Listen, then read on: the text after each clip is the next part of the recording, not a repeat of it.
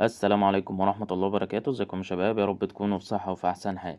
هنبتدي نحل مع بعض كده أسئلة الكتاب المعاصر، الأسئلة اللي اختر على درس معدل التغير اللي هو كان أول درس عندنا في التفاضل.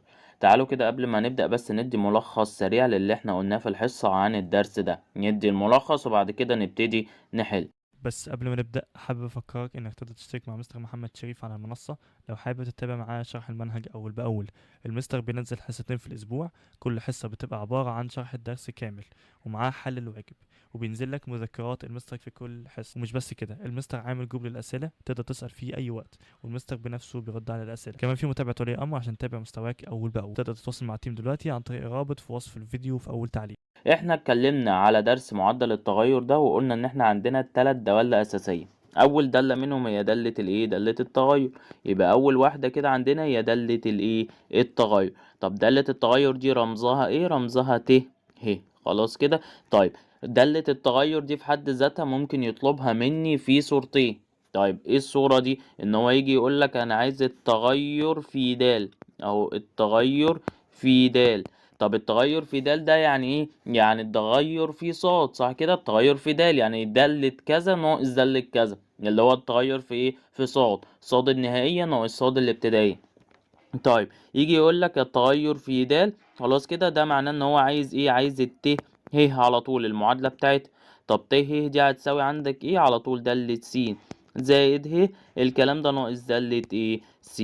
وبيجي يطلبها منك عند س معينة، فهعوض عن السين دي بالقيمة المعينة اللي هو قالها لي. يعني قال لك مثلا هات لي دالة التغير عند السين بتساوي 2، فهعوض عن السين هنا ب2، هتبقى دالة 2 زائد ايه؟ ناقص دالة 2. وبروح اشوف المعادلة دي بتطلع دالة في اله، ما هي اسمها ه، يعني هي في الاخر هتطلع دالة في الايه؟ في اله. خلاص ده بالنسبة في حالة ان هو قالك التغير في د، يعني ه على طول. خلاص. طيب الحالة التانية او الشكل التاني ان هو يقولك التغير برضو في د، او التغير في د عندما تتغير س، عندما تتغير س من إلى، من س1 مثلا إلى س2. فطالما قالك السين بتتغير من س1 لس2، هنا هتقول لي التغير اللي هو هيساوي ايه؟ هيساوي دالة النهاية س2 ناقص دالة البداية اللي هي س1. يعني انا اديتك دالة قلت لك ان دالة س دي دلوقتي بتساوي س تربيع مثلا، وقلت لك شوف لي التغير في د، اهو طلبت منك كده التغير في د عندما تتغير س، اهو عندما تتغير س من إلى، من مثلا 2 إلى 4. فهتقول لي إن ده باختصار التغير في د، يعني أنت عايز اللي حصل في الصاد، التغير اللي حصل في الصاد. فهقول له إن ده بيساوي دالة 4 ناقص دالة 2 على طول، دالة النهاية، لأن هو هنا قالك إلى 4، يعني خلاص أنا وقفت عند الإيه؟ الأربعة. فدالة النهاية يعني دالة الأربعة ناقص دالة البداية اللي هي 2، لأن هو قالك أنا عايز من 2، فالبداية عندك 2، يبقى دالة النهاية ناقص دالة البداية.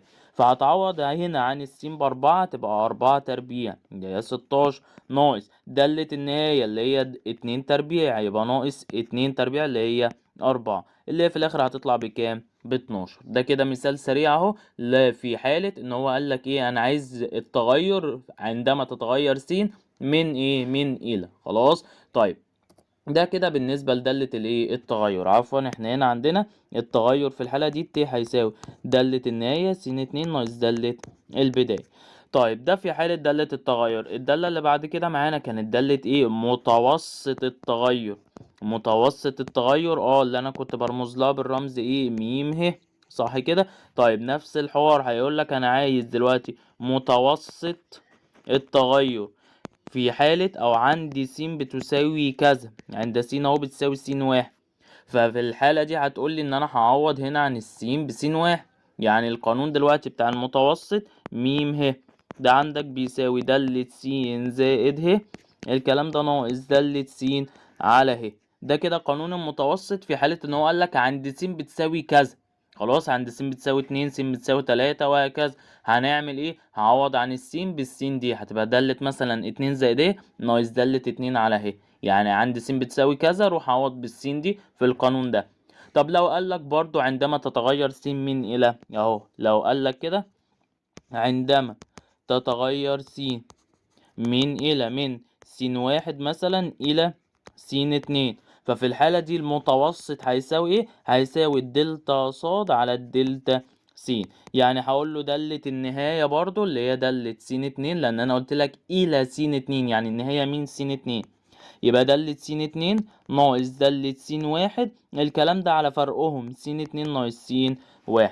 يعني قلت لك دلوقتي السين اتغيرت من 2 ل4، فهتقول لي يبقى دالة 4 ناقص دالة 2، الكلام ده على 4 ناقص 2. ده كده المتوسط بتاع التغير في حالة ان انا قلت لك السين اتغيرت من الى.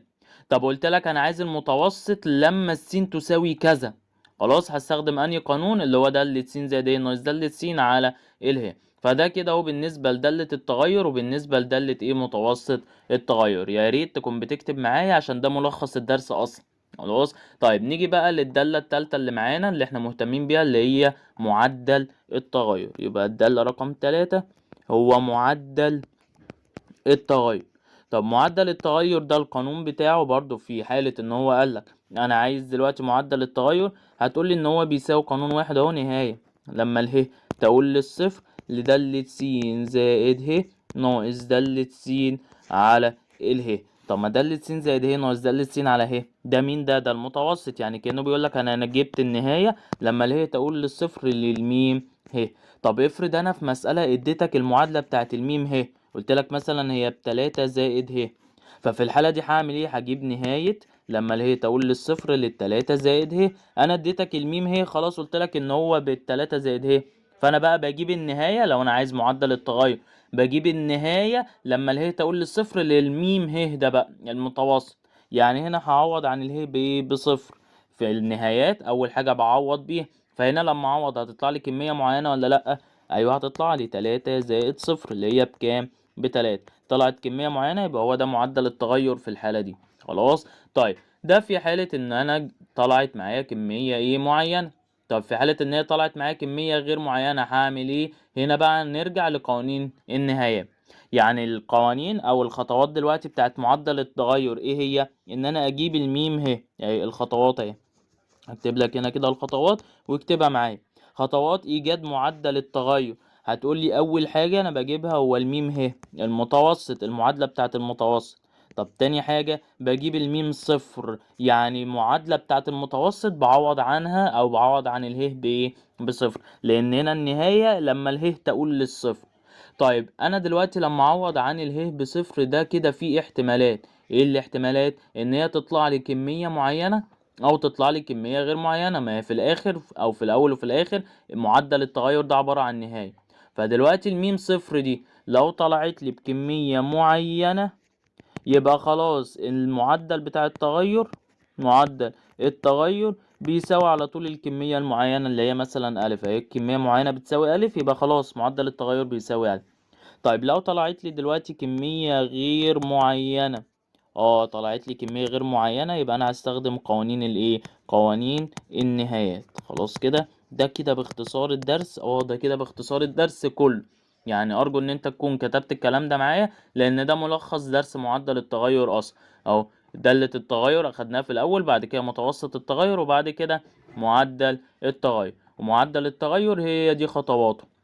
بجيب الميم ه اللي هي دالة المتوسط، بعد كده بجيب الميم صفر. فالميم صفر دي هي اللي بتحدد لي على حسب هي طلعت كمية معينة ولا كمية غير معينة. وطبعا هنشوف أمثلة على الكلام ده. ادي اهي ده كده ملخص الدرس. شوف عايز تاخده سكرين شوت ولا تكتبه. وتعالى بقى اما نشوف الأسئلة اللي معانا.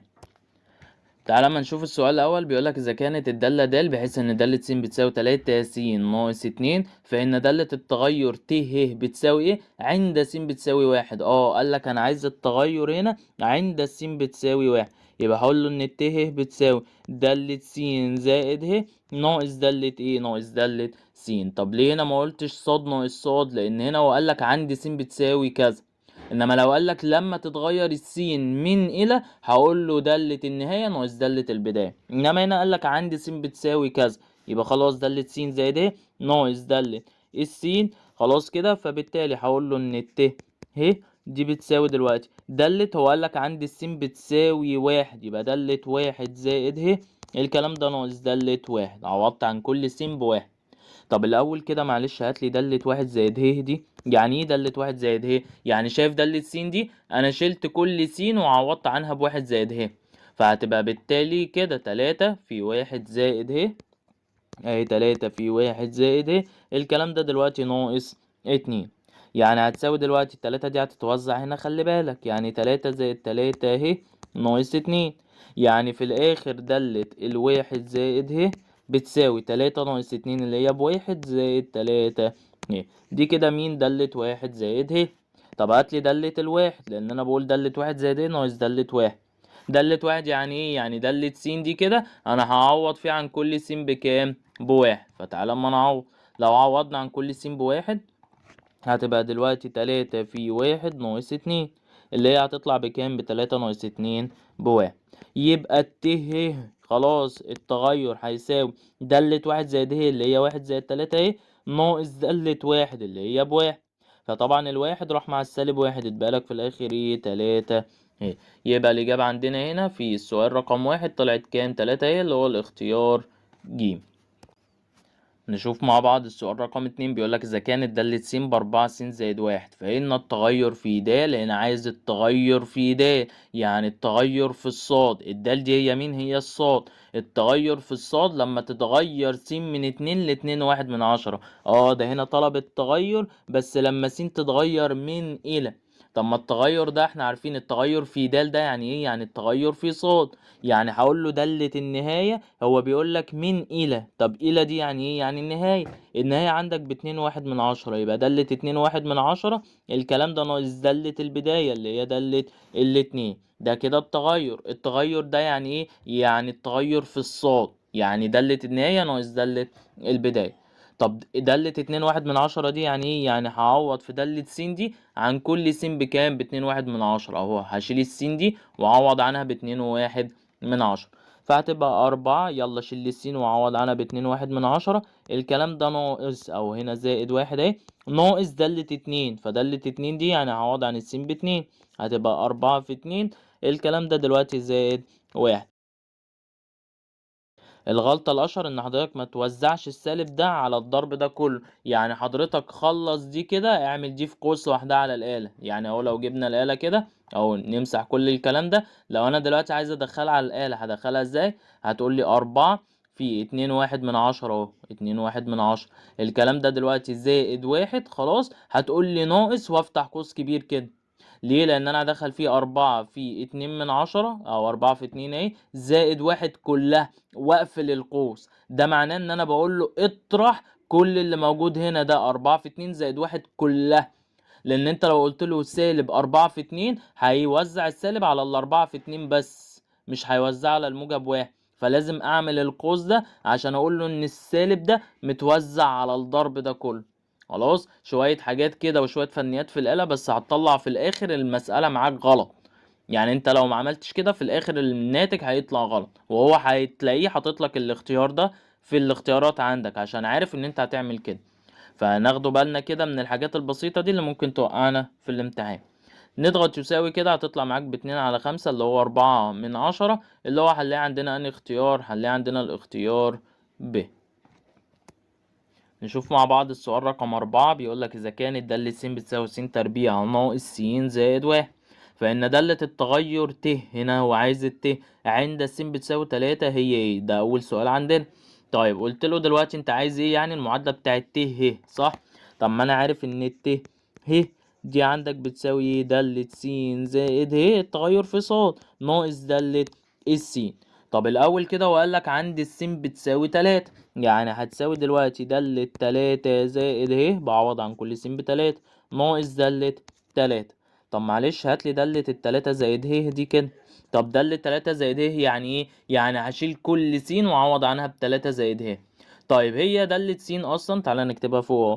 دالة س كانت بتساوي عندك ايه؟ س تربيع ناقص س زائد واحد. انا بقول لك يلا خلاص شيل لي كل س وعوض عنها بايه؟ ب3 زائد ه.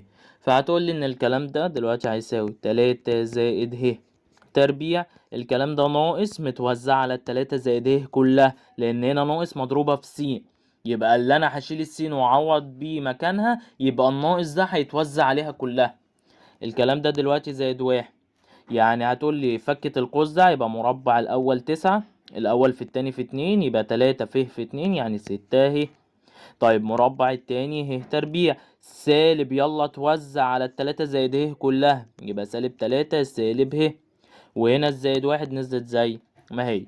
يلا نرتب الحاجة بتاعتنا والحدود بتاعتنا. 3 زائد ه اهي هتساوي ه تربيع 6 ه ناقص ه، يبقى بموجب 5 ه. هنا 9 ناقص 3 زائد 1 اعملها على الآلة هتطلع بكام؟ بموجب 7. دي كده دالة 3 زائد ه. طب انا هاتلي بقى دالة 3 عشان اطرحهم من بعض. طيب دالة التلاتة هتقولي ان هي هتساوي، يلا هعوض عن السين بتلاتة اهو في دالة س، ما هي بتساوي س تربيع ناقص س زائد 1 اهي، دي كده دالة س. يبقى 3 تربيع هنا ناقص 3 الكلام ده زائد 1 هتطلع معاك برضو بتساوي كام؟ 7. طب يلا يبقى ه هتساوي دالة س زائد ه اللي هي دالة 3 زائد ه بكام؟ ب تربيع زائد 5 زائد 7 ناقص دالة 3 اللي هي ناقص السبعة، ما هي دالة 3 طلعت معانا اهي ب7، فهنلاقي ان موجب 7 راحت مع السالب 7. يعني في الاخر الدالة بتاعت التغير طلعت بتساوي ه تربيع زائد 5 ه. خلاص كده يبقى هي دي دالة التغير اللي هو بيسأل عليها، ه تربيع زائد 5 ه. دي موجودة عندنا في انهي اختيار؟ موجودة في الاختيار د. طب بعد كده لقيته بيقول لي ت 2/10. طب يعني ايه ت 2/10؟ ما هي معدل التغير، او عفوا هنا دالة التغير ت ه، يعني مين اللي جوه الت؟ اله. فهو لما يقول لك ت 2/10 يعني كأنه بيقول لك شيل اله في المعادلة بتاعت ت ه اللي انا جبتها اهي اللي هي اله تربيع زائد 5 اهي، وعوض لي عنها بكام؟ ب2/10. فهجيب الآلة اهو بالشكل ده كده، واقول له ايه؟ واقول له ان انا هعوض عن اله فيها هنا بكام؟ ب2/10. يلا بينا نمسح الكلام ده وتقول له ه تربيع، وهو بيقول لك هنا الكام؟ 2/10، يعني عوض عن اله ب2/10، يعني هتبقى 2/10 تربيع. خلاص كده الكلام ده زائد 5 في 2/10، يبقى 5 في 2/10. طيب هنلاقي ان الكلام ده هيطلع معانا بيساوي كام؟ بيساوي، نعمل اس دي 1.4 اللي هي يعني اختيار اللي هو الاختيار ألف. طب نيجي للسؤال ثالثا، بيقول لك ت سالب 3/10، نفس الكلام بس هشيل دلوقتي كل 2/10 دي واعوض عنها بكام؟ بسالب 3/10 اهو. بص حتى انت اعمل كده على الآلة اهو، عوضت عنها بسالب 3/10. هنا 2/10 دي هشيلها كده واعوض عنها بكام؟ بسالب 3/10. هنلاقي ان الكلام ده هيساوي كام؟ هيساوي سالب 1.41 اللي هو عندنا هنا اختيار اللي هو الاختيار د. تعالوا مع بعض للسؤال رقم 6. بيقول لك إذا كانت الدالة د بحيث إن دالة س بتساوي س تربيع ناقص س، فإن متوسط التغير، هنا بيسأل على إيه؟ متوسط التغير للدالة د عندما تزداد س بمقدار 3/10. ده هنا مدينا الإيه؟ مقدار الزيادة. طب مقدار الزيادة ده اللي هو مين؟ اللي هو اله. يعني أنا دلوقتي عندي دالة س، هو بيقول لك أهو، أنا دلوقتي لو عندي دالة بالشكل ده كده أو منحنى أهو كده، أنا واقف مثلا عند السين دي، خلاص دي كده السين 1.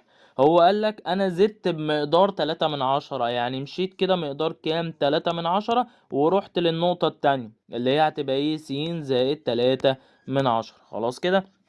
طيب ما ده معناه ايه؟ معناه على طول ان هو بيسألك على ايه؟ على دالة س زائد 3/10، مش متوسط التغير، ده متوسط التغير بيساوي دالة س زائد ه الكلام ده ناقص دالة س على ه. طب ما انا هنا معايا مين؟ معايا اله دي مقدار الزيادة. خلاص كده هو بيقول لك زادت بمقدار 3/10، فهتبقى دالة س زائد ه اللي هي هنا بكام؟ ب3/10. يبقى دالة س زائد 3/10 ناقص دالة س على كام؟ على اله اللي هي ب3/10. ده كده المتوسط في الحالة دي. طيب تعالى كده اما نشوف المتوسط ده هيساوي ايه. نمسح كل الكلام ده كده ونشوف الكلام اللي احنا محتاجينه.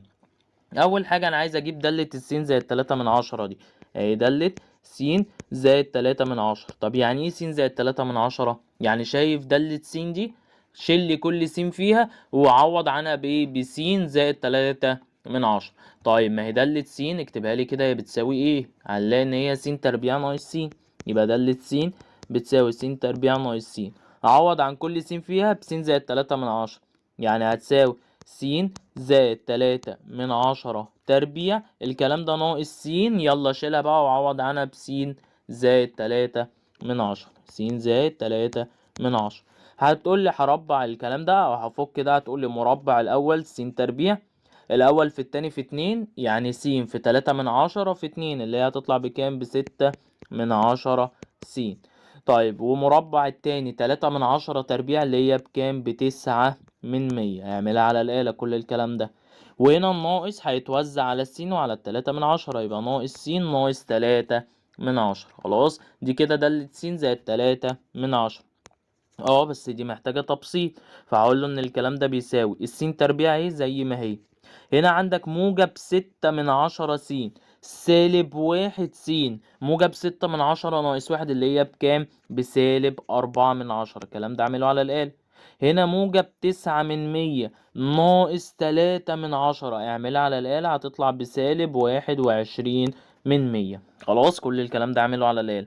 دي كده مين؟ دالة س زائد 3/10. طيب عايزين نطرحها من دالة س، صح كده؟ طب ما هي دالة س معايا اهي بس تربيع ناقص س. خلاص يبقى هقول له ان المتوسط م دلوقتي عندك هيساوي ايه؟ دالة س زائد 3/10 اللي هي س تربيع ناقص 4/10 س ناقص 21/100 ناقص دالة س. طب ما دالة س يعني س تربيع ناقص س، واخلي بالي تاني ان الناقص ده متوزع على الس تربيع وعلى السالب س. خلاص كده هي كانت س تربيع ناقص س، مظبوط كده؟ كانت س تربيع ناقص س، يبقى زي الفل. هقول له دلوقتي الكلام ده مقسوم على اله اللي هي بكام؟ قلنا 3/10. طيب يلا بينا. هتقول لي دلوقتي ان الكلام ده هيساوي هنا س تربيع اهي ناقص 4/10 س ناقص 21/100 سالب في س تربيع يبقى سالب س تربيع، سالب في سالب س يبقى بموجب س. الكلام ده على 3/10. هنا يا س تربيع روحي مع سالب س تربيع، هيتبقى لك في البسط ايه؟ سالب 4/10، سالب 4/10 س اهي. خلاص والكلام ده مجموع على الواحد س، اعمل على الآلة سالب 4/10 زائد 1 هتطلع بكام؟ ب6/10، يبقى 6/10 س. سالب 21/100 مفيش حاجة تاني معاها، يبقى سالب 21/100 هتنزل زي ما هي. الكلام ده مقسوم على كام؟ على 3/10. طب 3/10 دي ما هي مقام موحد، صح كده؟ يعني اقدر اقسم البسط ده دلوقتي عليها. خلاص فلما اقسم البسط دلوقتي عليها هلاقي ان هي بقت كالتالي شكلها كده: 6/10 س على 3/10 ناقص اللي هي الإشارة اللي في النص دي اهي اللي هي الإشارة دي 21/100. الكلام ده مقسوم على كام؟ على 3/10. اعمل على الآلة 6/10 على 3 أو 3/10 اللي هي فيها كام؟ فيها 2 يبقى 2 س ناقص 21/100 على 3/10 اللي هي 7/10. يبقى متوسط التغير في الآخر طلع ب2 س ناقص 7/10. هي دي المعادلة اللي هو بيسأل عليها، اللي هو لو رجعنا كده هنلاقي عندنا أنهي اختيار؟ هنلاقيه عندنا في الاختيار ب.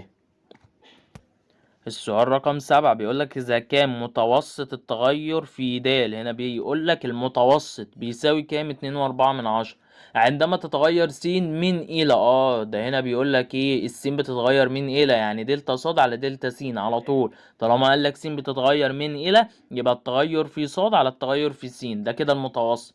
بيقولك فإن التغير في د يعني التغير في ص، يعني هنا بيسأل على مين؟ على الدلتا ص بتساوي إيه؟ قلت له طيب ما هو المتوسط ده مش بيساوي الدلتا ص على الدلتا س، صح كده؟ في حالة ان انت قايل لي السين بتتغير من الى، يبقى التغير في ص على التغير في س.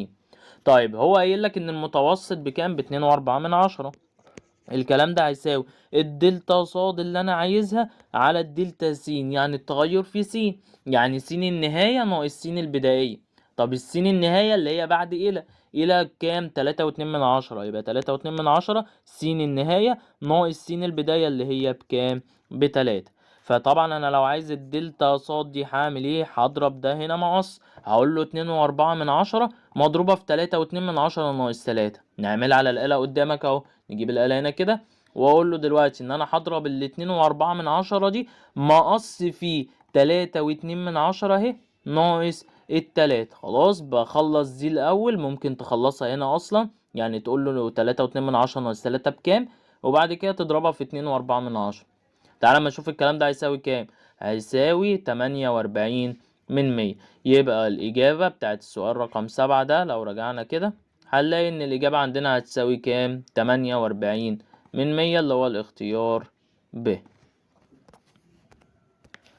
نيجي للسؤال رقم 10، بيقولك إذا كان منحنى الدالة د يمر بالنقطتين دول فإن متوسط التغير للدالة د عندما تتغير س من 1 ل2 بتساوي ايه؟ قلت له طب ما متوسط التغير خلاص طالما س تتغير من إلى يعني دلتا ص على دلتا س. طيب انت عايز ايه؟ الس بتتغير من 1 ل2، يعني هقول له دلوقتي ان المتوسط هيساوي دالة النهاية اللي هي دالة 2 ناقص دالة البداية اللي هي دالة 1 على فرق السينات 2 ناقص 1. طب دالة 2 دي معناها ايه؟ معناها الصاد لما السين تكون بتساوي 2. جيت كده بصيت على النقطتين اللي هو مديهم لي هنا، لقيت ان الصاد لما السين بتساوي 2 اهي، السين بتساوي 2 اهي، الصاد كانت بتساوي كام؟ بتساوي 3. ايه ده؟ يعني انت عايز تقول لي ان دالة 2 دي هي التلاتة بتاعت النقطة؟ ايوه، ما هي النقطة دي عبارة عن ايه؟ عبارة عن س وصاد. فانا بقول لك دلوقتي دالة 2 يعني الصاد لما السين تكون بتساوي 2. طب ادي س هي بتساوي 2، الصاد كانت بتساوي كام؟ 3. خلاص يبقى دالة الاتنين هنا ب3. طب ناقص دالة الواحد. طب دالة واحد يعني ايه؟ يعني الصاد لما السين تكون بتساوي 1. ادي السين بتساوي 1 اهي، الصاد بتاعتها كانت بكام؟ كانت ب2. يبقى دلوقتي دالة 2 دي طلعت ب3. هقول له المتوسط اهو بيساوي دالة 2 طلعت ب3 ناقص دالة الواحد طلعت ب2. الكلام ده على 2 ناقص 1 هتطلع في الاخر 1 على 1 اللي هي فيها كام؟ فيها الواحد. يبقى دلوقتي المتوسط هنا في حالة السؤال ده طلعت بتساوي كام؟ بتساوي 1 اللي هو الاختيار ألف. أو طبعا احنا عارفين ان المتوسط ده اللي هو الميل صح، فهتقولي دلوقتي فرق الصادات على فرق السينات 3 ناقص 2 على 2 ناقص 1، على طول هيطلع لك المتوسط ده بكام؟ بواحد. خلاص بس طبعا احنا ماشيين على حسب القانون ده، فلازم اقول له دالة 2 ناقص دالة 1 على 2 ناقص الواحد اللي هو فرق الصادات برضو على فرق السينات. نيجي للسؤال رقم 13، بيقول لك دايرة طول نص قطرها نق فإن متوسط التغير في مساحة الدايرة عندما تتغير نق من إلى تساوي إيه؟ لما يطلب منك متوسط أو التغير أو أيا كان لحاجة عندما تتغير حاجة تانية، يبقى لازم أجيب معادلة ما بين الاتنين دول، معادلة تربط ما بين الاتنين دول. طب هنا هو طالب إيه؟ طالب دلوقتي دايرة طول نصها أو نص قطرها نق، متوسط التغير في ايه؟ في مساحة الدايرة عندما يتغير مين؟ نق. يبقى لازم اجيب علاقة ما بين المساحة وما بين مين؟ النق. طب دلوقتي مساحة الدايرة دي انا عارف ان هي بتساوي ايه؟ بتساوي باي نق تربيع. طب ما اصلا المساحة هي طلعت دالة في الايه؟ في النق، يبقى انا كده ماشي سليم ومفيش مشكلة. طيب هو عايز ايه؟ متوسط التغير. طيب متوسط التغير عندما يتغير نق من إلى، يبقى هقول له دلوقتي الدلتا صاد على الدلتا س. طب الصاد هنا اللي هي مين؟ اللي هي الميم، يبقى دلتا ميم اللي هو معدل تغير المساحة أو عفوا تغير في المساحة على التغير في الايه؟ في النق. طيب دلوقتي التغير في المساحة هو بيقول لك النق هيتغير من نق واحد لنق واحد زائد ه، يبقى هقول له باي في نق واحد زائد ه تربيع، يعني شلت كل نق هنا في الدالة وعوضت عنها بنق واحد زائد ه فهي نق تربيع، يبقى نق واحد زائد ه الكل تربيع ناقص دلوقتي دالة النق اللي هي باي في نق واحد تربيع. خلاص الكلام ده مقسوم على دلتا نق. طب النق اتغير من نق واحد زائد ه لحد فين؟ لحد نق او من نق واحد لنق واحد زائد ه، يبقى النهاية ناقص البداية اهي نق واحد زائد ه اللي هي النهاية ناقص البداية اللي هي نق واحد. طيب هنشوف كده دلوقتي الكلام ده بيساوي ايه.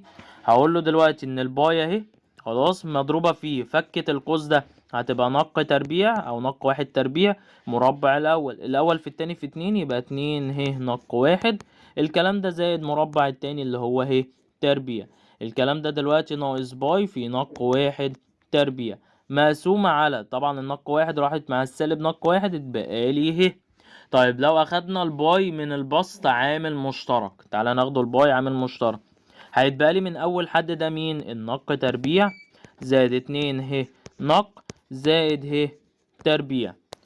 هنا هتقول لي ناقص، طبعا لو اخدنا الباي من هنا هيتبقى لي مين؟ النق واحد تربيع. الكلام ده دلوقتي مقسوم على ايه؟ على اله. فطبعا النق واحد تربيع راحت مع السالب نق واحد تربيع، يعني هلاقي دلوقتي ان انا اتبقى لي ايه؟ اتبقى لي باي خلي بالك بقى مضروبة في 2 ه نق زائد ه تربيع. طب ما تاخد لي اله كمان بالمرة عامل مشترك، هيتبقى لك 2 نق زائد ايه؟ زائد ه، الكلام ده مقسوم على اله.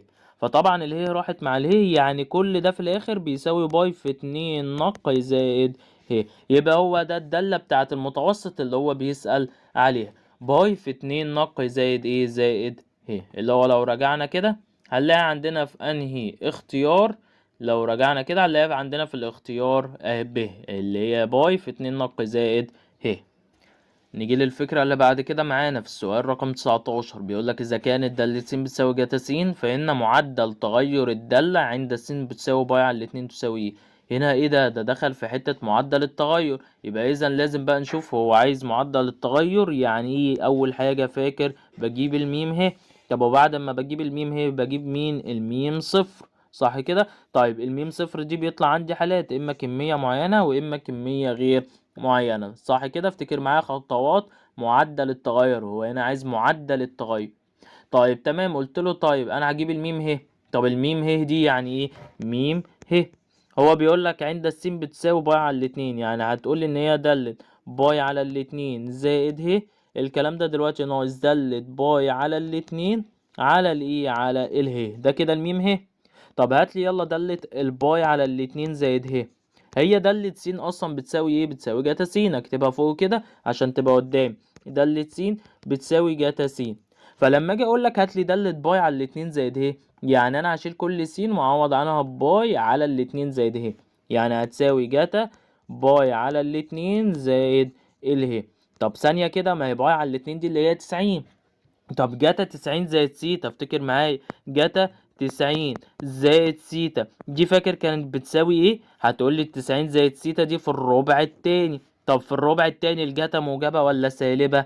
الجاتا سالبة، يعني دي هتساوي سالب.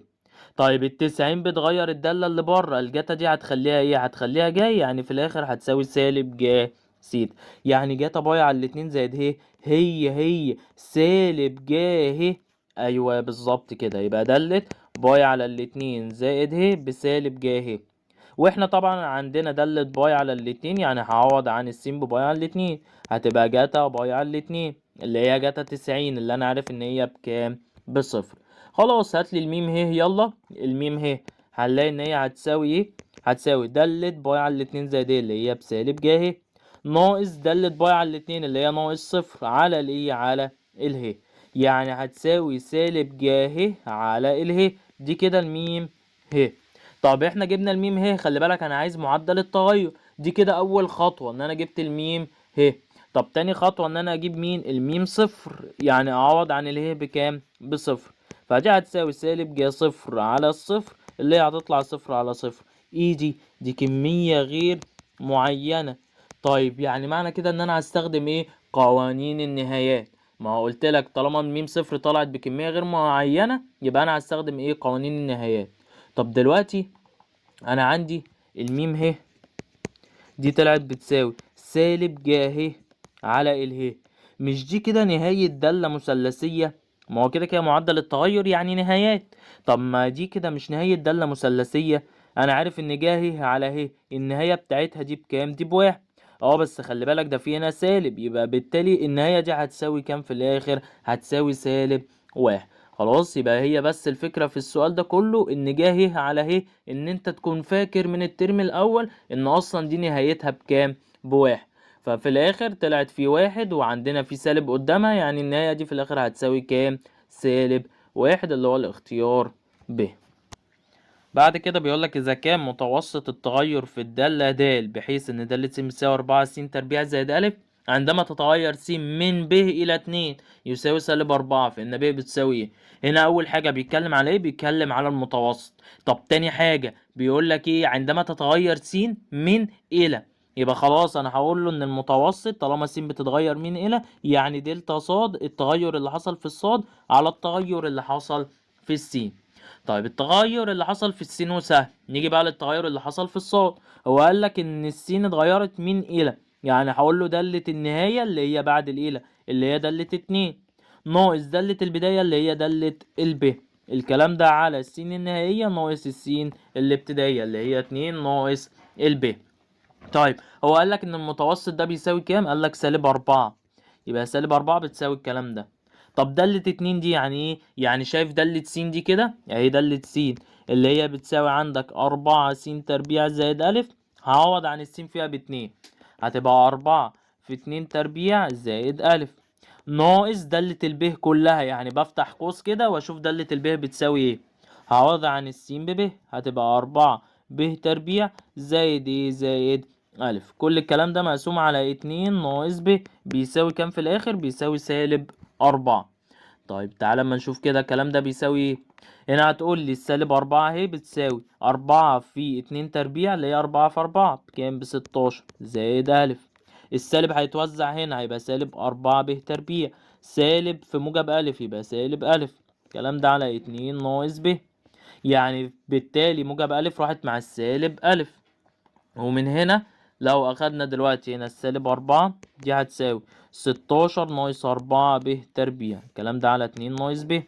يلا نعمل مقص هنا، هتقول لي -4 هضربها في الاتنين ناقص ب كلها، يبقى -4 في 2 ناقص ب، الكلام ده بيساوي 16 ناقص 4 ب تربيع. طب وزع لي -4 هنا، هيبقى -4 في 2 -8، -4 في -ب بموجب 4 ب، الكلام ده بيساوي 16 ناقص 4 ب تربيع. طيب يلا بينا نشوف الكلام ده هيساوي ايه. وديلي الأربعة أو -4 ب تربيع دي هناك بعكس الإشارة، فبقت 4 ب تربيع، الكلام ده دلوقتي زائد 4 ب، والسالب 8 زي ما هي اهي هناك، أنا جبت لها ال16 هناك بعكس الإشارة بسالب 16، الكلام ده بيساوي صفر. يعني 4 ب تربيع زائد 4 ب ناقص 24، الكلام ده بيساوي صفر. طبعا انا ملاحظ ان المعادله كلها هتتقسم على الكام؟ على الاربعه، عشان اخلص من الاربعه اللي قدام. الاربعه ب تربيع دي اهو، الاربعه وطبعا صفر على الاربعه، طبعا دي راحت مع بعض تبقى لي ب تربيع موجب 4 على 4 اللي هي موجب ب، -24 على الاربعه اللي هي -6، الكلام ده بيساوي صفر على الاربعه اللي هو صفر. طبعا دي معادله يمكن تحليلها عادي خالص، هقول له ان ده قوسين كده بيساوي صفر، ب في ب عددين حاصل ضربهم 6 فرقهم 1 3 في 2.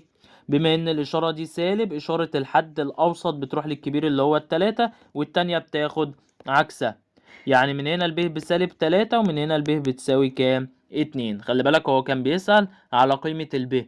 طيب لو قالك ان الب قيمتها موجبة، يعني الب اكبر من الصفر، هختار مين؟ هختار الاتنين. طب لو قالك ان الب سالبة، هختار السالب 3. طب لو ما حددش، يبقى الب بسالب 3 او 2. تعال اما نشوف في السؤال هو كان قايل لنا ايه. لو رجعنا كده للسؤال هنلاقي ان هو كان قايل لنا ان الب عندما تتغير ب من الى، فان الب عندك بتساوي ايه. فهنلاقي في الاختيارات ان هو مش حاطط لنا الا مين؟ الا السالب 3، يبقى خلاص هختار له الكام؟ السالب 3 اللي هو عندنا الاختيار ب. نيجي للسؤال رقم 23، بيقولك متوسط التغير في حجم المكعب. هنا عايز متوسط بتاع التغير في حجم المكعب بالنسبة لطول حرف عندما يتغير طول الحرف من إلى يساوي ايه. عايز أول حاجة ايه؟ المتوسط. طب المتوسط عايزه ايه؟ من إلى لما السين أو طول الحرف يتغير من إلى. طب هنا هو بيقولك التغير في ايه؟ في حجم بالنسبة لمين؟ لطول حرفه، يبقى لازم أجيب علاقة ما بين الحجم وطول الحرف. طب أنا عارف إن حجم المكعب ده أصلا بيساوي ايه؟ طول الحرف تكعيب، يعني اصلا الحجم عبارة عن دالة في طول الحرف، يبقى كده زي الفل ومفيش مشكلة. طيب هو عايز المتوسط لما يتغير طول الحرف ده من الى، يبقى هقول له التغير في الحجم اللي انت عايزه على التغير في طول الحرف. طيب التغير في الحجم يعني الحجم لما اللام يكون بيساوي كام؟ 7 اللي هو الحجم النهائي، ناقص الحجم الابتدائي لما اللام يكون بيساوي 5، على فرق اللامات اللي هو 7 ناقص 5 اللي هو اللام النهائي ناقص اللام الابتدائي. طب الحجم لما دلوقتي اللام يكون بيساوي 7 ده بيساوي ايه؟ ما احنا عارفين ان الحجم لام تكعيب، يعني هنا هيساوي 7 تكعيب ناقص حجم لما يكون اللام ب5 اللي هو 5 تكعيب على 7 ناقص 5. هو ده المتوسط؟ هو ده المتوسط. فلما تعملها على الآلة هتطلع معاك بكام؟ ب109، اللي هو هنلاقي عندنا في السؤال ده في الاختيار كام؟ الاختيار د. السؤال اللي بعد كده بيقولك يتمدد بالون كروي محتفظا بشكله بسبب ضغط الغاز داخله، فإن متوسط التغير، هنا بيسأل أول حاجة على متوسط التغير، في مساحته السطحية، يعني كمان مساحة الكرة، خلي بالك هو بالون كروي يعني على شكل كرة، فهنا بيسأل على متوسط التغير في مساحته السطحية يعني مساحة الكرة بالنسبة لطول نص قطره، عندما يتغير طول نص القطر من 7 سنتي ل9 سنتي يساويه. طب هنا بيسأل على دلوقتي ايه متوسط التغير في مساحة الكرة بالنسبة لطول نص القطر. طب ايه العلاقة ما بين مساحة الكرة ونص القطر؟ لازم اجيب علاقة. طب احنا عارفين ان مساحة دلوقتي الكرة بتساوي ايه؟ لو جينا بصينا كده مساحة الكرة كانت بتساوي عبارة عندك عن ايه؟ عن 4 باي نق تربيع. خلاص كده دي كده مساحة الكرة. فدلوقتي هو بيسألك على متوسط تغير، يعني التغير في المساحة دي على التغير في نص القطر. طالما قالك دلوقتي من إلى، يبقى هقول له التغير في المساحة دي على التغير في نص القطر.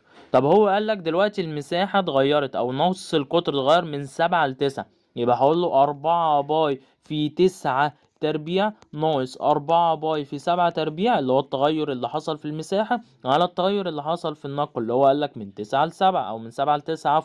يبقى النهاية ناقص البداية. يعني هو ده المتوسط. هندخل الكلام ده كله على الآلة، بس خلي بالك ان هو هنا عايزها بدلالة الايه؟ الباي. يعني ممكن ناخده الباي دي كده بره عامل مشترك، هيتبقى لك 4 في 9 تربيع، الكلام ده ناقص 4 في 7 تربيع على الكام؟ على التسعة ناقص السبعة. احنا هندخل ايه على الآلة؟ هندخل اللي قدام الباي ده بس. يعني هو لو جبنا الآلة كده وبصينا مع بعض، احنا هندخل اللي قدام الباي لان هو عايزها بدلالة الباي، يعني رقم مضروب في الباي. ايه الرقم ده بقى؟ هو الكسر ده. هقول له 4 في 9 تربيع، خلاص كده، عفوا هنا في 9 تربيع، الكلام ده دلوقتي ناقص 4 برضو في 7 تربيع، في 7 تربيع، الكلام ده مقسوم على الكام؟ على التسعة ناقص السبعة، وتشوف الرقم ده هيطلع معاك بيساوي كام؟ هيطلع ب64. يبقى الباي مضروبة في 64 هو ده متوسط التغير، اللي هو هنلاقي عندنا في انهي اختيار؟ هنلاقي في الاختيار ج. خلاص كده يبقى الإجابة عندنا والاختيار ج. السؤال 27 بعد كده بيقول لك صفيحة على شكل مثلث طول قاعدته ضعف ارتفاعه تتمدد بالحرارة محافظة على شكلها، يعني فضلت مثلث، فإن متوسط التغير في مساحته، خلاص كده في مساحتها الصفيحة دي بالنسبة لارتفاعها، يعني هنا عايز العلاقة ما بين المساحة والارتفاع بس. إذا تغير ارتفاعها من 8 ل 8.4 يساوي ايه؟ طيب هي مساحة المثلث دي احنا عارفين ان هي بتساوي كام؟ نص القاعدة في الارتفاع. ده هنا المساحة دالة في القاعدة ودالة في الارتفاع، انا عايزها تكون دالة في الارتفاع بس. طب يا ترى هتصرف ازاي؟ ما هو ساعدني ازاي؟ قالك ان طول القاعدة ضعف الارتفاع، فدلوقتي لما تكون القاعدة بتساوي ضعف الارتفاع يعني 2 من الارتفاع. طب لو انا دلوقتي شلت القاعدة دي وحطيتها 2 الارتفاع، دلوقتي هنا كده بقت المساحة بتساوي نص، يلا شيل القاعدة وحطها 2 الارتفاع مضروبة في الارتفاع، فالنص راحت مع الاتنين، يعني المساحة في الاخر بتساوي عين تربيع. ايه ده؟ طب ما المساحة خلاص بقت ايه؟ بقت دالة في الارتفاع بس. يبقى اذا انا ماشي صح كده تمام. هو بيقول لك دلوقتي انا عايز متوسط التغير لما الارتفاع يتغير من 8 ل 8.4.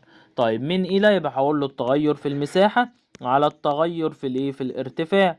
طيب التغير في المساحة هتقول لي هو الارتفاع اتغير من 8 ل 8.4، يبقى 8.4 تربيع ناقص 8 تربيع، الكلام ده على التغير في الارتفاع اللي هو 8 ناقص او 8.4 ناقص التمانية. تعالى نعمله الكلام ده على الآلة ونشوف هيطلع معانا بيساوي كام. ادي يا سيدي 8.4 تربيع، الكلام ده دلوقتي ناقص 8 تربيع على 8.4 ناقص التمانية، ونشوف هتطلع معانا بتساوي كام. هنلاقي ان هي هتساوي هنا كام؟ 16.4. خلاص يبقى هنا هنرجع ونشوفه ال18، او هي طلعت كام؟ معلش 16.4 اللي هي موجودة عندنا في الاختيار ايه؟ الاختيار ب. السؤال 29 بيقول لك في الشكل المقابل متوسط التغير للدالة د عندما تتغير س من -1 إلى 2 تساوي ايه؟ قلت له هي الدالة د دي كده من شكلها اهو، من شكل المنحنى ده كده اهو، تعالى كده نطلع. هو المنحنى ده دلوقتي بتاع دالة س ده عبارة عن ايه؟ عبارة عن دالة ثابتة، وانت بتسألني على ايه؟ متوسط التغير. طب هي الدالة الثابتة بتتغير بمقدار قد ايه؟ بمقدار صفر، ده واضحة اوي، انا بقولك دالة ثابتة. ثابتة يعني ما بتتغيرش، يعني متوسط تغيرها تغيرها، معدل تغيرها، كل ده بيساوي ايه؟ بيساوي صفر. خلاص. طب انا عايز اتأكد، تعالى يا عم، السين اتغيرت من -1 لحد فين؟ لحد 2، هو بيقول لك كده. طيب دالة -1 بتساوي كام؟ لو جينا بصينا كده وطلعنا هنلاقيها بتساوي 1، يبقى دالة -1 ب1. طب دالة الاتنين يا سيدي بتساوي ايه؟ بتساوي برضو 2، لو طلعنا كده هنلاقيها ب1. طيب هو بيقول لك دلوقتي انا عايز المتوسط. طب المتوسط بيساوي ايه؟ دالة 2 ناقص دالة -1، صح كده؟ الكلام ده على 2 ناقص -1. طيب دلوقتي يلا بينا، دالة 2 طلعت بايه؟ طلعت ب1، ناقص دالة -1 طلعت بايه؟ ب1، على 2 ناقص 1، يعني 2 زائد 1. ما في الاخر برضو هتطلع 0 على 3 اللي هي بكام؟ بصفر. يبقى انا فعلا اثبتها كمان ان الدالة الثابتة دي متوسط تغيرها او تغيرها او معدل تغيرها طلع بيساوي كام؟ بيساوي صفر. خلاص. طيب نشوف السؤال رقم 30. بيقول لك في اي من الدوال الاتية يكون متوسط التغير لما تتغير س من س1 لس1 زائد ايه مقدار ثابت. طيب متوسط التغير ده يكون عبارة عن مقدار ثابت في حالة الدالة الخطية. تاني كده، يبقى متوسط التغير اهو نكتبها كده، متوسط التغير ده بيساوي صفر امتى؟ في حالة الدالة الثابتة. خلاص. طب بيساوي ثابت امتى؟ في حالة الدالة الخطية. يعني هو هنا جاب لك سؤالين ورا بعض بقاعدتين نحفظهم. متوسط التغير في حالة الدالة الثابتة بيساوي صفر. طب في حالة الدالة الخطية بيساوي ثابت. يعني ايه ثابت؟ يعني بيساوي رقم، او مقدار ثابت يعني ايه؟ يعني بيساوي رقم. طيب فين هنا الدالة الخطية اللي هي دالة من الدرجة الأولى؟ هنلاقيها عندنا في الاختيار ب. يبقى القاعدتين دول خلي بالك احفظهم جدا، لأن ممكن يسألك في الامتحان. فطبعا ليه تروح تختبر دي وتختبر دي وتختبر دي وتختبر دي وتجيب متوسط لدي ودي ودي ودي؟ ليه كل الكلام ده؟ احنا نبقى حافظين قاعدة كده تسهل علينا الأسئلة الإخطر. خلاص. كل الحاجات دي كلها وكل القواعد دي بتسهل علينا الأسئلة الإخطر، ما بتاخدش وقت معانا في الامتحان. فهي قاعدة كده بسيطة يعني وسهلة إن أنت تحفظها. نيجي للسؤال رقم 33. بيقولك إذا كانت د دالة زوجية فإن متوسط تغير الدالة د عندما تتغير س من -3 إلى 3 يساوي إيه؟ قلت له طيب انت بتقولي ان الدالة د زوجية، صح؟ طب دالة زوجية، دالة زوجية افتكر ايه عن الدالة الزوجية؟ ان دالة السين فيها بتساوي دالة السالب س. طب هنا بيقولك عندي س او س تتغير من -3 ل3. طب نيجي ندرس التلاتة دي. تعالى ندرس التلاتة. لو الدالة د زوجية هتبقى دالة 3، لو انا شلت كل س اهو عوضت عنها ب3 هتبقى دالة 3 بتساوي دالة السالب 3. ايه ده؟ دالة 3 بتساوي دالة -3. طب ما هو عايز المتوسط. متوسط الدالة لما تتغير من -3 ل3، مش ده هيبقى دالة ال3 صح كده ناقص دالة السالب 3؟ الكلام ده على التغير في السين اللي هو 3 ناقص 3، ده كده المتوسط صح؟ طب ما انت من هنا من الدالة الزوجية قايل لي ان دالة ال3 هي دالة السالب 3، يعني دالة 3 ناقص دالة -3 دي هتساوي كام؟ هتساوي صفر. يعني معنى كده ان هي صفر على 3 ناقص 3 اللي هي 6. المهم يعني ان هي هتطلع في الاخر بكام؟ بصفر. خلاص كده. يبقى طالما الدالة د زوجية فدالة ال3 بتساوي دالة السالب 3. فلما اجي اجيب المتوسط يعني اطرح دلوقتي دالة ال3 ناقص دالة السالب 3 هتطلع لي في الاخر بتساوي كام؟ بتساوي صفر، لان الاتنين بيساووا بعض. فلما اطرحهم من بعض هيدينا ايه في الاخر؟ هيدينا صفر. السؤال اللي بعد كده رقم 34. بيقولك إذا كانت الدالة د دي فردية وكان متوسط تغير الدالة عندما تتغير س من -3 ل3 بيساوي 19، متوسط تغير الدالة لما تتغير س من -1 ل1 ب7، فإن متوسط تغير الدالة لما تتغير س من 1 ل3 يساوي ايه؟ قلت له طيب انت المطلوب مني دلوقتي ايه؟ المتوسط لما تتغير الدالة من 1 ل3. يعني المتوسط اللي انا عايزه دلوقتي عبارة عن دالة 3 اللي هي دالة النهاية ناقص دالة البداية دالة 1 على 3 ناقص 1 السين الابتدائية او السين النهائية ناقص السين الابتدائية. ده اللي مطلوب دلوقتي. يعني انا محتاج اجيب دالة ال3 ودالة ال1. طب هو مدينا ايه؟ بيقولك ان الدالة دي فردية اصلا. طيب الدالة فردية اعرف عنها ايه؟ ان دالة السين بتساوي سالب دالة سالب س. طيب هنا بيقولك او اتكلم اول حاجة على ال3. السين اتغيرت من سالب 3 ل3 صح كده. طب ما معنى كده ان دالة التلاتة لو انا عوضت عن السين هنا ب3 هتساوي سالب دالة السالب 3.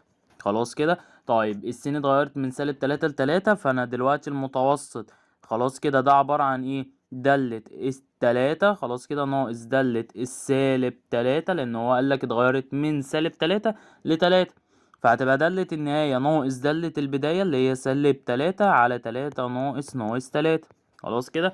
طيب هو قالك ان المتوسط ده بيساوي كام؟ بيساوي 19. بس انا قلت لك ان انا عندي معلومة ان دالة التلاتة دي بتساوي سالب دالة سالب 3. طب لو انا عايز دلوقتي اهي عندي سالب دالة سالب 3 اهي موجودة في القانون اصلا اهي، سالب دالة سالب 3 دي اصلا ممكن اشيلها واحط مكانها ايه؟ موجب دالة 3.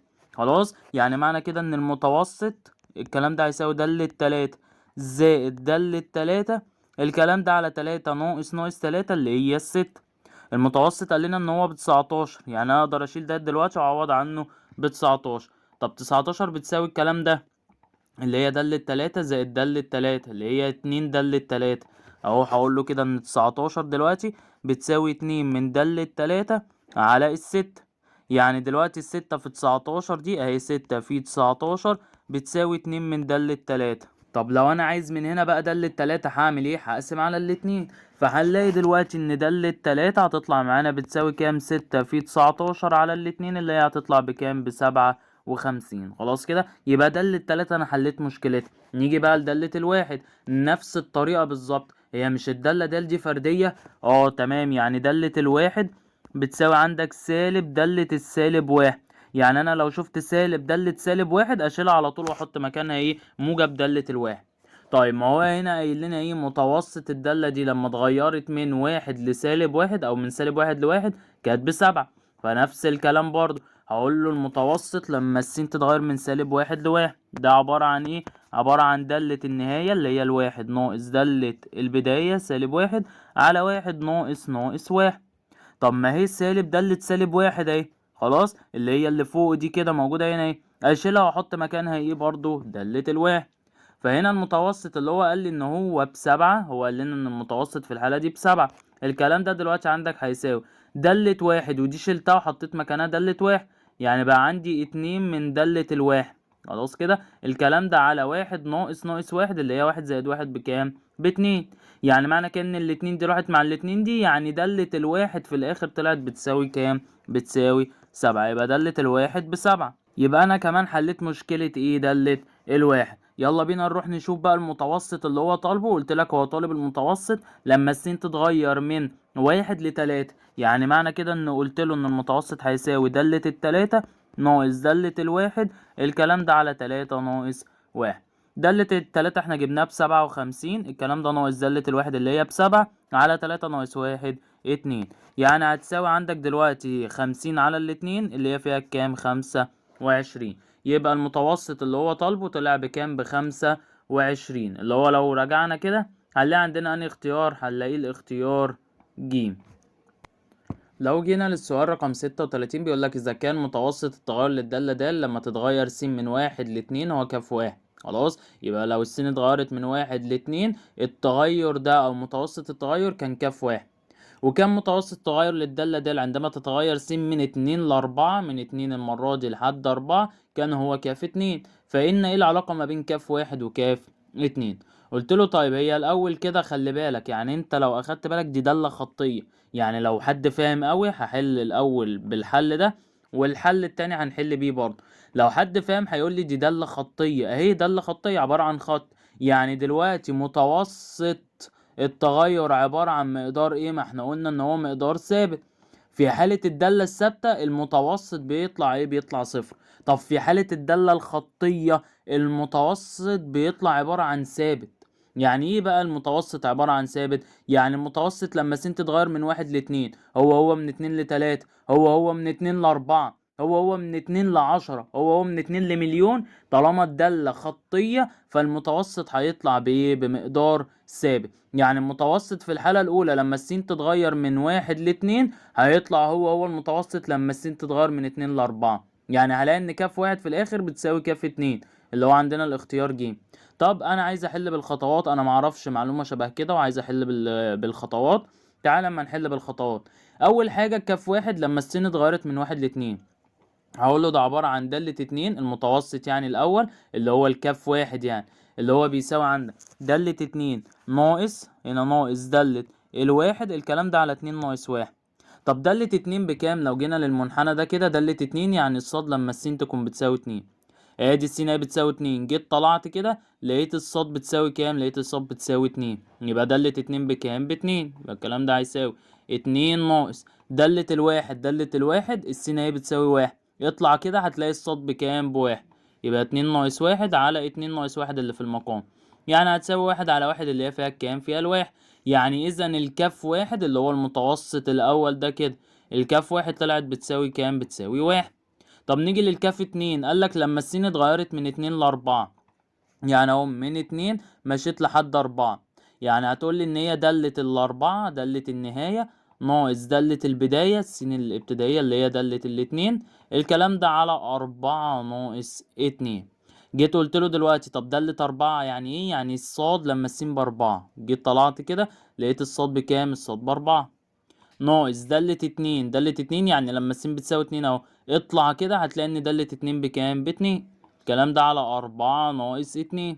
هتطلع برضو 2 على الاتنين فيها كام؟ فيها الواحد. ده مين ده؟ ده المتوسط التاني اللي هو قال لنا ان هو مين؟ كاف 2. فكاف 2 طلعت بواحد، كاف واحد طلعت بواحد، اثبتت لك كمان اهو ان الكاف واحد هتطلع في الاخر بتساوي ايه؟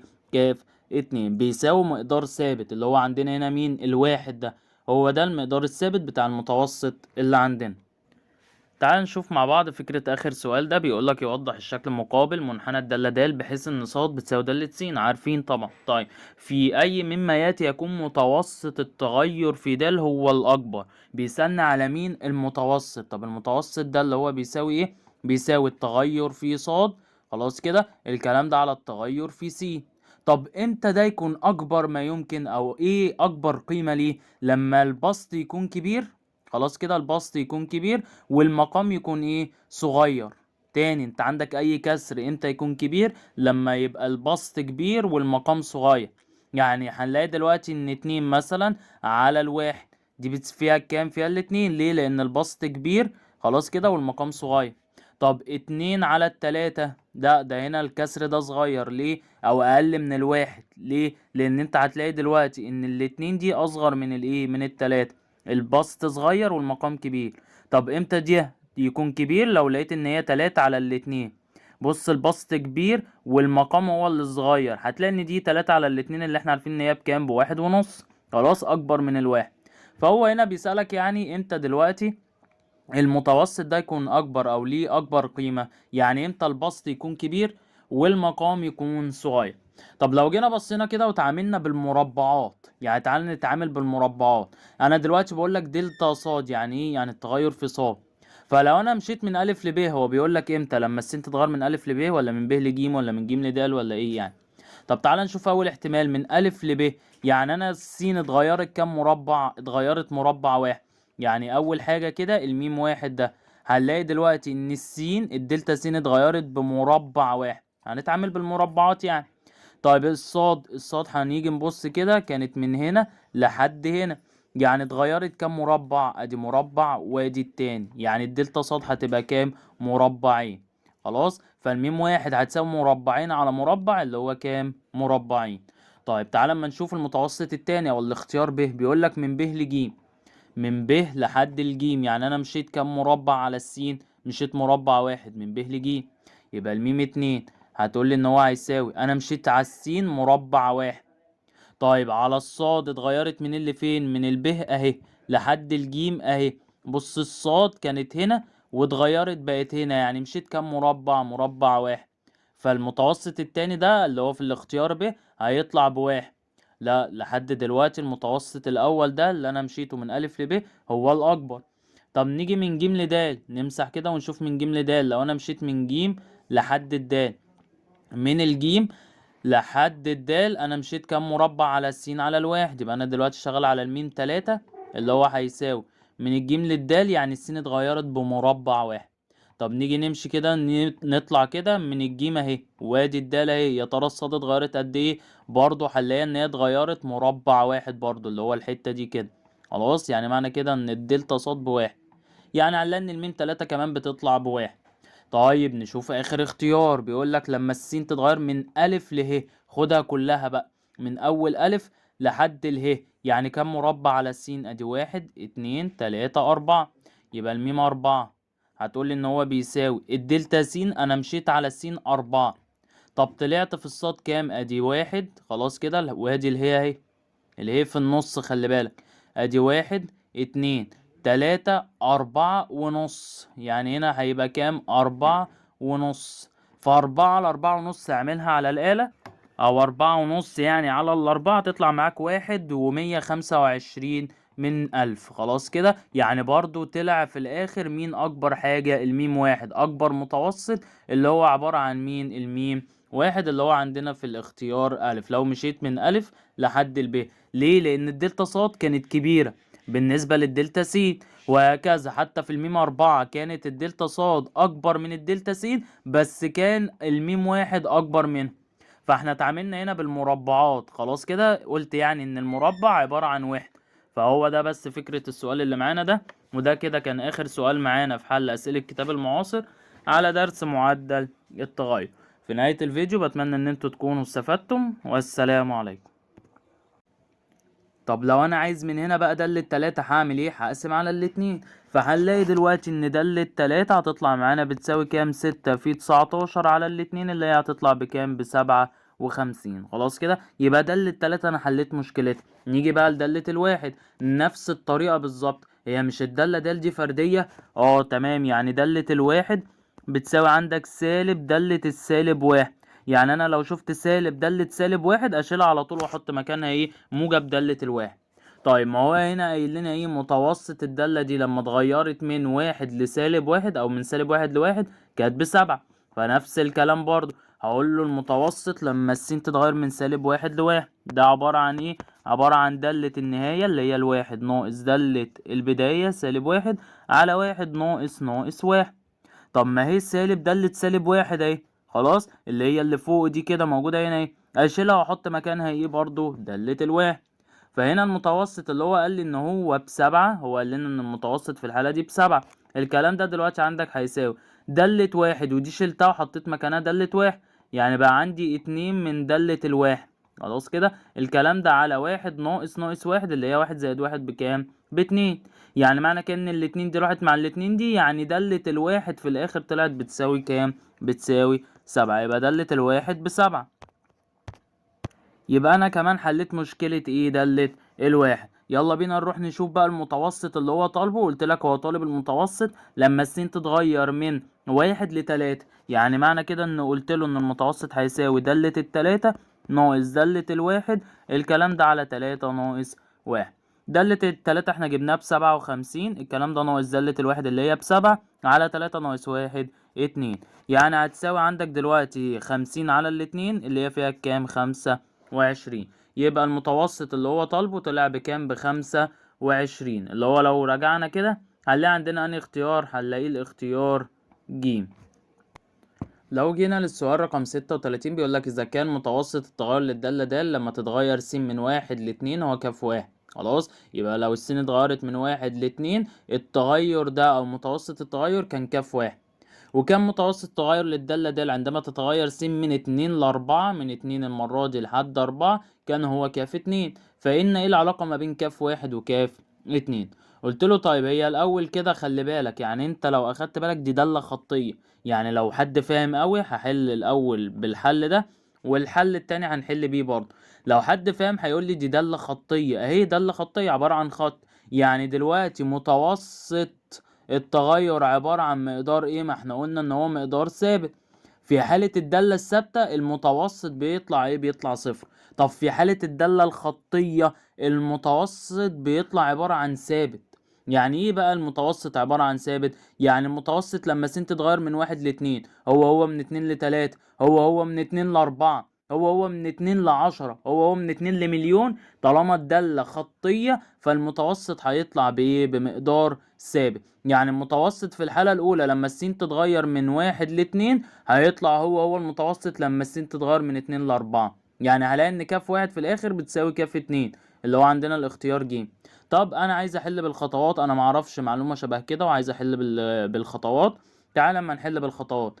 اول حاجة كاف واحد لما السين اتغيرت من 1 ل2، هقول له ده عبارة عن دالة 2 المتوسط يعني الأول اللي هو الكاف واحد، يعني اللي هو بيساوي عندك دالة 2 ناقص هنا ناقص دالة الواحد، الكلام ده على 2 - 1.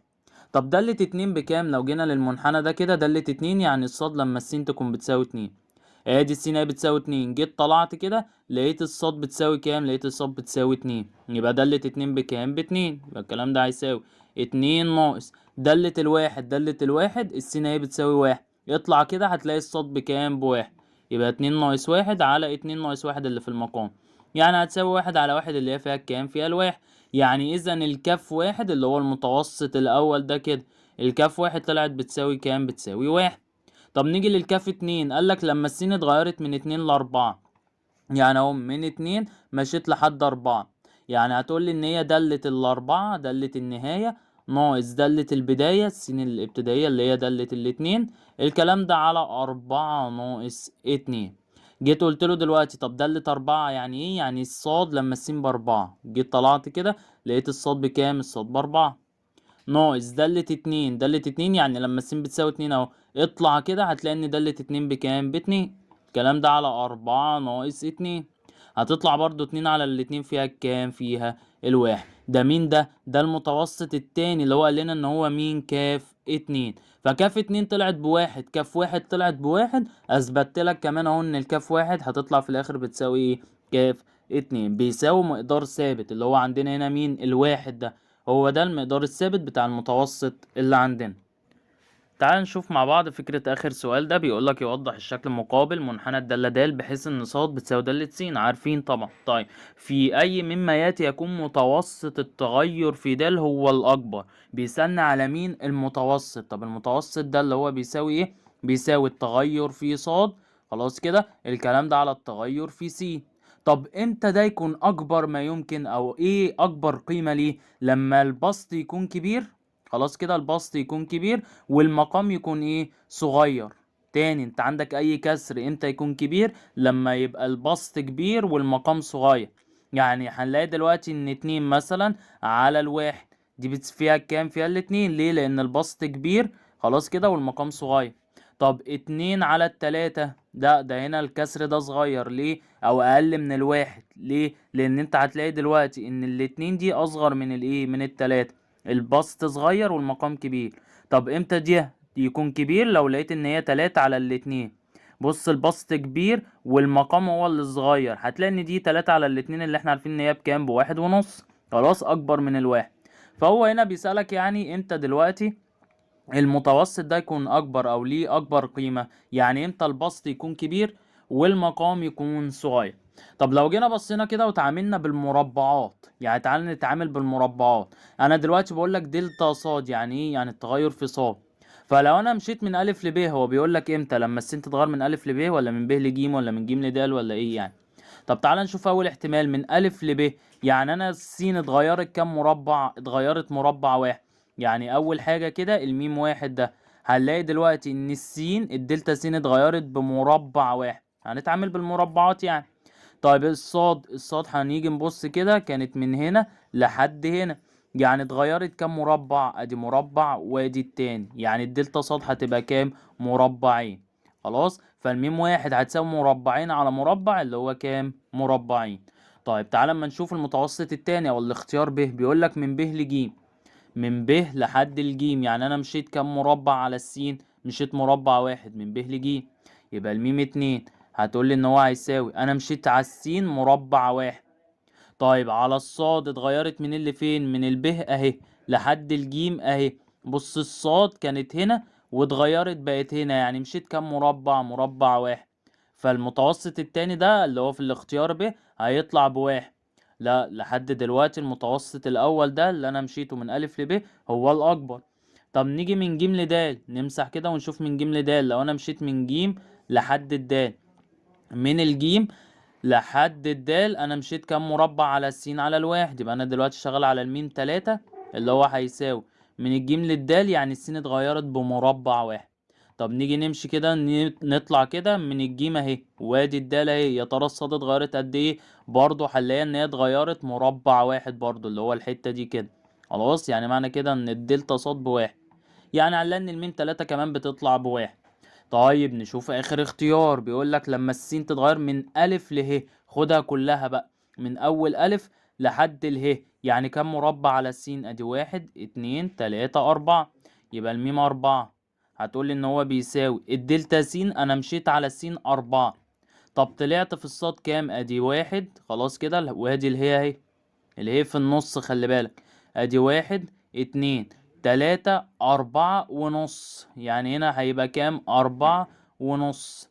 ف4 على 4 ونص اعملها على الآلة، او 4 ونص يعني على ال4 تطلع معاك 1 و125 من 1000. خلاص كده، يعني برضو طلع في الآخر مين أكبر حاجة؟ الميم 1 أكبر متوسط، اللي هو عبارة عن مين؟ الميم 1 اللي هو عندنا في الاختيار ألف. لو مشيت من ألف لحد الب، ليه؟ لان الدلتا صاد كانت كبيرة بالنسبة للدلتا س، وهكذا حتى في الميم 4 كانت الدلتا صاد اكبر من الدلتا س، بس كان الميم 1 اكبر منه.